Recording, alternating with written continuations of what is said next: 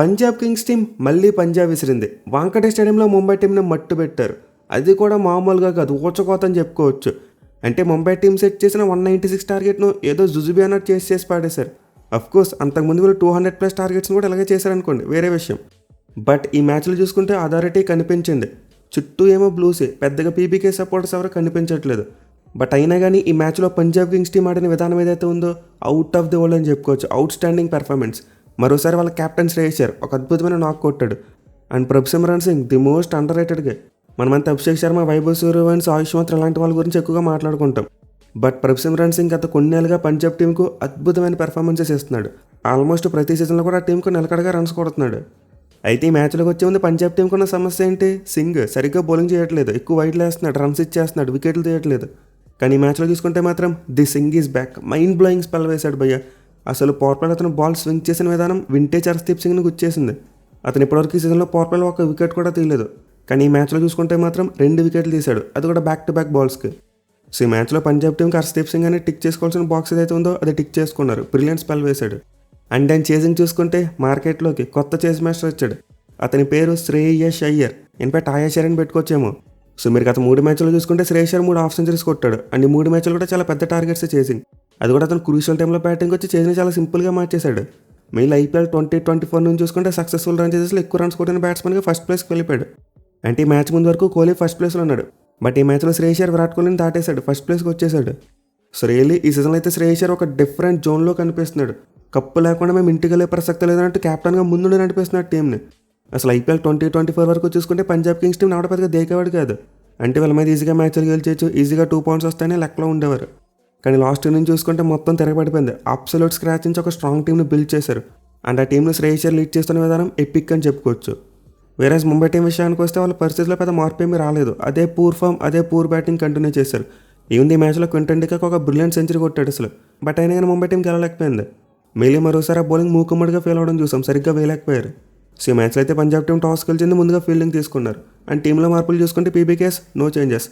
కానీ ముంబై టీం చూసుకుంటే మాత్రం మార్పులు చేశారు. అనుకున్నట్టే బౌల్డ్ ప్లేస్లో క్విడీకేని తీసుకొచ్చారు. అండ్ ఈ మూవ్ ఎక్సలెంట్గా వర్కౌట్ అయింది. అంటే రెండో చేంజ్ చూసుకుని వర్కౌట్ అయింది. ఇన్ఫాక్ట్ ఫోర్స్ చేంజ్ అని చెప్పాడు. అంటే మిచెల్ శాంట్నర్కి ఒంట్లో బాగాలేదంట, దీంతో అల్లా గజన్ఫర్ వచ్చాడు. అండ్ ఈ మార్పు కూడా ముంబై టీంకి బాగానే కలిసి వచ్చింది. అయితే మార్కండే ప్లేస్లో మయాంక్ రావత్ అని చెప్పి ఒక స్పిన్ బౌలింగ్ ఆల్రౌండర్ని తీసుకొచ్చారు. బట్ అసలు అతను మ్యాచ్లో ఆడాడా? బ్యాటింగ్ లేదు, బౌలింగ్ లేదు, ఏదో ఉన్నా అన్న పేరు కొన్నాడు అంతే, సరిగ్గా యూజ్ చేసుకోలేదు. వేరే దీపక్ చార్ కూడా టీంలోకి వచ్చాడు రోహిత్ శర్మ ప్లేస్లో. ఇన్ఫాక్ట్ రోహిత్ శర్మకి కపుల్ ఆఫ్ గేమ్స్ రెస్ట్ ఇస్తామని చెప్పి హార్దిక్ పాండే చెప్పాడు. అంటే నెక్స్ట్ మ్యాచ్ కూడా రోహిత్ మిస్ అవ్వచ్చు. అసలు మొత్తం ముంబై టీం మ్యాచ్ కోసం గట్టిగానే మార్పులు చేశారు, 4 చేంజెస్ చేశారు.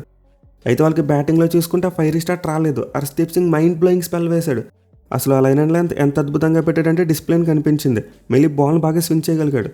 సో మనందరికీ తెలిసిందే వాంకటేల్ ఇనిషియల్గా పేస్ బౌలర్స్కి కాస్త హెల్ప్ దొరికింది. అండ్ ఆయన హర్షదీప్ సింగ్ అద్భుతంగా యూటిలైజ్ చేసుకున్నాడు.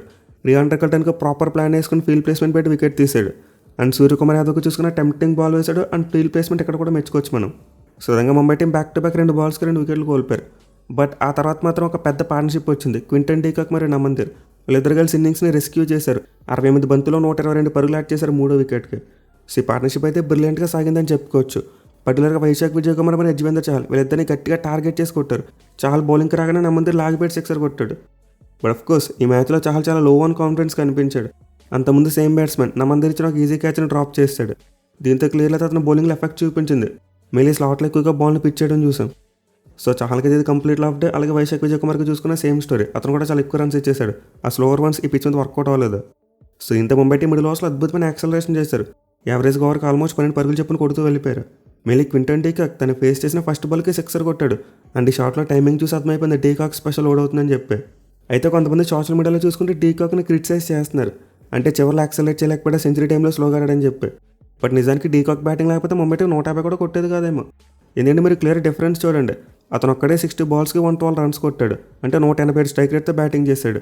కానీ మిగతా టీం అంతా కలిసి ఎంత కొట్టింది? 83 పరుగులు చేశారు. ఇందులో 8 ఎక్స్ట్రాలు ఉన్నాయి తీసేయండి. ఇంకా మిగిలింది అంతా 75 పరుగులు కొట్టారు. సో ఒక బ్యాట్స్మెన్ 60 బంతులు 112 పరుగులు చేస్తే మిగతా బ్యాట్స్మెన్ అంతా కలిసి కొట్టింది ఎంత? 60 బంతులు 75 కొట్టారు. దీంతో ముంబై టీం భారీ స్కోర్ ఎలా వస్తుంది? ఈవెన్ 75 చూసుకుని 50 పరుగులు నమందిర్ ఒక్కడే కొట్టాడు. సో మీకు రియాన్ ట్రికల్టన్ ఘోరంగా ఫెయిల్ అయ్యాడు. 8 బాల్స్ ఆడితే 2 కొట్టాడు. Suryakumar Yadav golden record. అంతే హార్దిక్ పాండే చూసుకుంటే స్ట్రగుల్ 12 బంతులకు 14 పరుగులే. వేరేస్ రదర్ఫర్డ్ 5 బంతులు ఆడాడు, 1 పరుగే చేశాడు. కానీ అతను బ్యాట్ లెక్క ఏంటంటే 5 బాల్స్ కూడా యార్కర్సే పడ్డాయి. ఇక తిలక్ వర్మ చూసుకుంటే 2 బౌండరీస్ కొట్టాడు, కానీ అన్లక్కీగా రన్అట్ అయిపోయాడు. అసలు మీకు క్వింటన్ డికాక్ మరి నమ్మది తప్పితే మిగతా బ్యాట్స్మెన్ ఆడిందంతా ఏమీ లేదు. ఒక్క బ్యాట్స్మెన్ కూడా సరైన క్యామ్ ఇన్నింగ్స్ ఆడలేదు. అదే హార్దిక్ పాండ్యా, రదర్ఫర్డ్ సరైన క్యామ్ ఆడుంటే ఆ స్కోర్ 220 వరకు వెళ్ళలేదు. సో ఎవరైతే క్వింటన్ డికాక్ ఇన్నింగ్స్ని తప్పుపడుతున్నారో నా దృష్టిలో వాళ్ళకైతే క్రికెట్ నాలెడ్జ్ లేనట్టే. ఎనివే మనమైతే మరోసారి పంజాబ్ కెప్టెన్ ఆయాష్ షేర్ని మెచ్చుకోవాలి భయ్య. అసలు అతని క్యాప్టెన్సీ గురించి వీడియోలో కాస్త ముందుగా మాట్లాడుకుందాం. ఆ క్యాచ్ ఏదైతే ఉందో అది మాత్రం మామూలు క్యాచ్ కాదు. ఎందుకంటే ముంబై టీంకి చివరిలో రన్స్ రాకుండా చేసిన క్యాచ్ అని చెప్పుకోవచ్చు ఇది. సో బౌండరీ రోప్ దగ్గర అలాంటి క్యాచెస్ తీసుకోవడం అంటే దానికి చాలా స్కిల్ ఉండాలి. ఐ థింక్ మన ముందు మ్యాచ్లో లక్నో ఫీల్డర్ అనుకుంటా ఏం చేశాడు, బౌండరీ లైన్ దగ్గర పరిగెత్తుకుంటూ వచ్చి క్యాచ్ పట్టాడు. కానీ ఇంకో ఫీల్డర్ చేతిలోకి వేయకుండా ఫీల్డర్ వెనక్కి వేస్తాడు. అంటే ఇక్కడ ప్రజెన్స్ ఆఫ్ మైండ్ సరిగ్గా లేదు. కానీ ఇక్కడ శ్రేయస్ అయ్యర్ అలా కాదు, తను క్యాచ్ పట్టుకోవడమే డైవ్ చేస్తే పట్టాడు. అది కూడా అతనికి బౌండరీ లైన్ సరిగ్గా తెలియదు. అలాగే మరో ఫీల్డర్ ఎక్కడ ఉన్నట్టు కూడా సరిగ్గా అంచనా వేయలేడు. కానీ అయ్యర్ ఒక కన్నుతో మొత్తం అంతా గమనించేశాడు. అంటే బౌండరీ లైన్ ఎక్కడ ఉందో చూశాడు, అలాగే మరో ఫీల్డర్ ఎక్కడ ఉన్నాడో చూశాడు. సరిగ్గా బాల్ బాట్లెట్ చేతిలోకి విసిరాడు. అతను కించి అటు ఇటు కూడా కదలలేదు. సో ఇదే బౌండరీ లైన్ దగ్గర ప్రజెన్స్ ఆఫ్ మైండ్ అంటే. ఈ టైంలో చాలామంది ఫీల్డర్ 6 సేవ్ చేద్దామనే చూస్తారు. బట్ శ్రేయస్ అయ్యర్ మాత్రం ఒక క్యాచ్గా డౌన్ చేశాడు దాన్ని. అయితే క్యాచ్ పట్టాక తను ఆరో చూసాం. పైకి లేచి వంకట గ్రౌండ్ని ఏది ఇప్పుడు అరవండి అని చెప్పి సైగ చేశాడు. అట్ ది సేమ్ టైం ఈ క్యాచెస్ ముంబై డగౌట్లో స్కై అలాగే రోహిత్ శర్మ ఇద్దరు కూడా షాక్ అయిపోయారు. సో అయ్యర్ పడిన క్యాచ్ అయితే ఈ మ్యాచ్కి ది బెస్ట్ మూమెంట్ అని చెప్పుకోవచ్చు. ఇక అతని క్యాప్టెన్సీ విషయానికి వస్తే వైశాఖ్ విజయకుమార్ మరి చాలు ఇద్దరు రన్స్కి వెళ్తున్నారు. దీంతో ఏం చేశాడు, శశాంక్ సింగ్ని తీసుకొచ్చాడు. అంటే నెగని సర్ప్రైజ్ మూవ్ బాగా వర్కౌట్ అయింది. శశాంక్ సింగ్ వికెట్ తీస్తాడు. సో ఈ మ్యాచ్లో అయితే పంజాబ్ టీం హర్షదీప్ సింగ్ మరి మార్క్ ఆండర్సన్ ఇద్దరు మైండ్ బ్లోయింగ్ బౌలింగ్ చేశారు. ఇద్దరు పవర్ ప్లేలో చాలా బాగా బౌలింగ్ చేశారు. అండ్ డెత్ ఓవర్స్లో కూడా ఎరగేయడం చూసాం. కానీ మిగతా బౌలర్స్ చూసుకుంటే చాలా వైశాఖ్ అలాగే బాట్లెట్ ముగ్గురు కూడా రన్స్ కొట్టించుకున్నారు. అయితే డెత్ ఓవర్స్ బౌలింగ్ ఏదైతే ఉందో పంజాబ్ టీం బాగా సేవ్ చేసిందని చెప్పుకోవచ్చు. మెయిల్ హర్షదీప్ సింగ్ 19th ఓవర్లో బ్యాక్ టు బ్యాక్ 4 ఆర్కర్స్ వేయడం చూసాం. అసలు రదర్ఫర్డ్ దగ్గర ఆన్సర్ లేకుండా పోయింది, ఒక బాల్కి అవుట్ అయిపోయాడు కూడా. అసలు ఈ మ్యాచ్లో హర్షదీప్ సింగ్ అయితే కేవలం 22 రన్స్ మాత్రమే ఇచ్చి 3 వికెట్లు తీశాడు. ఇన్ఫాక్ట్ స్పెల్ గన్ అతనికి player of the match out కూడా దక్కింది. వేరేజ్ మార్క్ ఆండర్సన్ చూసుకున్న బ్రిలియంట్ స్పెల్ 4 ఓవర్స్కి 30 రన్స్ మాత్రమే ఇచ్చి ఒక వికెట్ తీసుకున్నాడు. సో నిజానికి ఈ మ్యాచ్లో పంజాబ్ బౌలింగ్ మరీ అంత టాప్ మ్యాచ్ ఏమీ లేదు. అలాగే ఫీల్డింగ్ చూసుకున్న చాలా క్యాచ్ డ్రాప్ చేశారు. అండ్ ఆల్సో ఒక రన్అట్ మిస్ చేశారు క్వింటన్ డికాక్తే. బట్ అయినా కానీ వాళ్ళు ముంబై టీం 200 లోపు కట్టడి చేశారు. ఎందుకంటే స్టార్టింగ్లో పవర్ ప్లేలో అద్భుతమైన బౌలింగ్ చేశారు. అలాగే డెత్ ఓవర్స్లో బ్రిలియంట్ బౌలింగ్ చేశారు. దీనివల్ల ముంబై టీంకి మొమెంటం బ్రేక్ అయిపోయింది. మళ్ళీ హర్షదీప్ సింగ్ ఫామ్లోకి రావడం బిగ్గెస్ట్ డిఫరెన్స్ అని చెప్పుకోవచ్చు. అతను కనుక ఇంతకుముందు మ్యాచ్లో ఒక 40 రన్స్ ఇచ్చుంటే ఈజీగా ముంబై టీం 220 కొట్టేసేది. సో పంజాబ్ టీంకి స్టార్టింగ్లో మంచి బౌలింగ్ పడింది, అలాగే ఎండింగ్లో మంచి బౌలింగ్ పడింది. దీనివల్ల ముంబై టీం 200 కొట్టలేదు. ఇక చేజ్ విషయానికి వస్తే ముంబై టీంకి ఫస్ట్ ఓవర్ కంపు అయిపోయింది. దీపక్ చార్ని తీసుకొచ్చాడు అండ్ 20 రన్స్ ఈజీగా ఇచ్చి పడేశాడు. దీంతో నెక్స్ట్ ఓవర్స్లో బుమ్రా బాగా బౌలింగ్ చేసినా, అలాగే గజన్ ఫర్ వచ్చి వికెట్ తీసినా పెద్ద యూజ్ ఏమీ లేదు. ఐ మీన్ 100 స్టిల్ 10 ఉంది ఓవర్కే. ఎట్ ది సేమ్ టైం తర్వాత చూసుకుంటే జస్ప్రీత్ బుమ్రా ప్రభు సిమ్రాన్ సింగ్ ఇచ్చిన క్యాచ్ వదిలేశాడు. So Mumbai team power play లోపలే వాళ్ళు గోయిన వాళ్ళు తీసుకున్నారు. మళ్ళీ ప్రభు సిమ్రాన్ సింగ్ క్యాచ్ పట్టుండే పరిస్థితి వేరేలా ఉండేది. అంటే ఇప్పటివరకు పంజాబ్ కింగ్స్ టీం వాళ్ళ టాప్ ఆర్డర్ మొత్తాన్ని క్విక్ టైంలో కోల్పోలేదు. అంటే 50 రన్స్ లోపల 3 వికెట్లు కోల్పోవడం జరగలేదు. టాప్ ఆర్డర్ బ్యాట్స్మెన్ ఎవరొకరు మంచిగా ఆడేస్తున్నారు. దీంతో బుమ్రా కనుక ప్రభు సిమ్రాన్ సింగ్ క్యాచ్ పట్టుండే పరిస్థితి వేరేలా ఉండేది. ఖచ్చితంగా పంజాబ్ టీం యొక్క చేసింగ్ ప్రజల్లోకి వెళ్ళేది. మళ్ళీ తర్వాత వదేరా స్టాయినిస్ శశాంక్ సింగ్ అంతలా టెస్ట్ అవ్వలేదు. కానీ ఇప్పుడైతే ప్రభు సిమ్రాన్ సింగ్ ఆపర్చునిటీ వచ్చిందో రెచ్చిపోయాడు. నిజంగా పాకెట్ రాకెట్లా బ్యాటింగ్ చేశాడు. అసలు ఒక ఎండ్లో సాలిడ్ బ్యాటింగ్తో ముంబై బౌలర్స్ అందరినీ రేవెట్టేశాడు. మళ్ళీ అతని బ్యాటింగ్లో గ్యాప్ ఫైండింగ్ అద్భుతంగా కనిపించింది. అంటే ముంబై టీం పెట్టి ఫీల్డ్ సెట్ని బాగా మ్యానిపులేట్ చేసి కొట్టాడు. వేరే శ్రేయస్ అయ్యర్ చూసుకుంటే ఇనిషియల్గా టైం తీసుకున్నాడు. సర్లే ప్రభు సిమ్రాన్ సింగ్ కొడుతున్నాడు కదా అతనికి సపోర్ట్ ఇద్దామన్నట్టు బ్యాటింగ్ చేశాడు. బట్ ఎప్పుడైతే వాళ్ళకి చేజ్ లొంగిపోయింది, మన వికెట్స్ పడిన ఏం కాదనుకున్నారో అప్పుడు రెచ్చిపోవడం మొదలుపెట్టాడు శ్రేయస్ అయ్యర్. సో ప్రభు సిమ్రాన్ సింగ్ మరి శ్రేయస్ అయ్యర్ కలిసి 139 రన్స్ పార్ట్నర్షిప్ యాడ్ చేశారు. అది కూడా 66 బాల్స్కి. అంటే స్ట్రైక్ రేట్ ఆల్మోస్ట్ 220 ఉంది. బట్ ఇంత అగ్రెసివ్ బ్యాటింగ్లో కూడా బ్రిలియంట్ క్యాలిక్యులేషన్ చూసాం మనం. అంటే ముంబై బౌలర్స్లో గజన్ ఫర్కి మంచి బౌలింగ్ పడుతుంది. దీంతో కాస్త వెయిట్ చేద్దాం. అతను 2 లూజ్ బాల్స్ వేసే వరకు వెయిట్ చేసి అప్పుడు కొడదామని ఫిక్స్ అయ్యారు. 4th ఓవర్లో గట్టి కొట్టారు. అండ్ దెన్ బుమ్రా బౌలింగ్ చూసుకుని వికెట్ ఇవ్వకుండా జాగ్రత్త పడ్డారు. ఆ క్యాలిక్యులేషన్ కనిపించింది. సో ఇద్దరు బౌలర్ని కాస్త చూసాడి, మిగతా బౌలర్స్ని మాత్రం రేవెట్టేశారు. దీపక్ చార్ అయితే 2.3 ఓవర్స్కి 40 ఇచ్చేసాడు. వేరే శార్దుల్ ఠాకూర్ 3 ఓవర్స్కి 42, హార్దిక్ పాండ్యా 3 ఓవర్స్కి 39. సో యాక్చువల్లీ ముంబై టీంకి వాళ్ళ బౌలింగ్ అస్సలు వర్కౌట్ అవ్వట్లేదు భయ్య. మళ్ళీ మ్యాచ్లో మయాంక్ రావత్ ప్లేస్లో వేరే ప్లేయర్ని తీసుకోవచ్చు కదా. అంటే మీకు అల్లా గజన్ ఫర్ ఇంపాక్ట్ ప్లేయర్గా తీసుకొచ్చే ఉద్దేశం ఉంటే మయాంక్ రావత్ అవసరం లేదు. మరో పేస్ బౌలర్ని తీసుకుంటే సరిపోయేది. మళ్ళీ ముంబై టీం దగ్గర అశ్విని కుమార్ అంటే లెఫ్ట్ ఆర్మ్ సెమ్లో ఉన్నాడు. అతను ట్రై చేయొచ్చు కదా, చేయలేదు. At the same time Hardik Pandya captaincy చూసుకొని మరోసారి లింక్ లేనట్టు కనిపిస్తుంది.